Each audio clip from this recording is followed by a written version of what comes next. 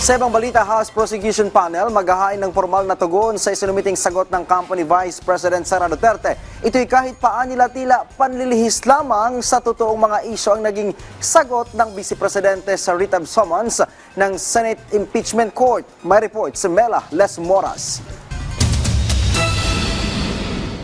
Naniniwala si House Prosecution Panel spokesperson Atty. Antonio Bucoy na isang tactical move lang ang naging sagot ni Vice President Sara Duterte sa writ of summons ng Senate Impeachment Court para lang i-delay umano ang trial proper. Sa answer ad cotelam ng kampo ng Vice Presidente kung ano-anong paratang lang kasi umano ang sinabi nila pero hindi naman nasagot ang mga akusasyon sa kanya.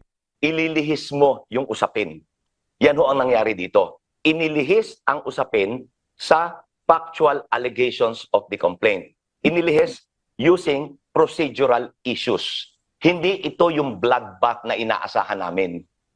Pero nonetheless, itutuloy namin ang paglalahad ng ebidensya sapagkat mahalaga na malaman ng sambayanan kung ano yung sakdal.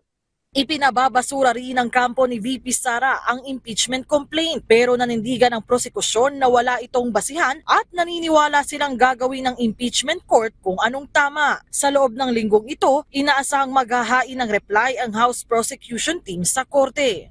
There is no justifiable reason to dismiss without a trial. Dahil ang mandato is to try and to decide, not to dismiss without trial. Subalit, gusto ko pong idagdag, kami po ay naniniwala pa rin na ang mga husgado ng impeachment court ay gagawin kung ano ang wasto. That they will do the right thing in accordance with their mandate, in accordance with the Constitution, and in accordance with what is right.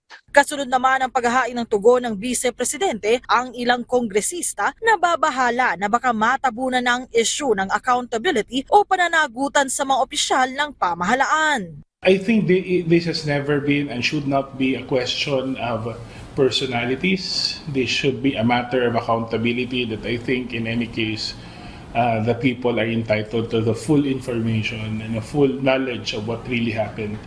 Ang worry ko lang sa sobrang technical ng usapan ma-frustrate ang taong bayan.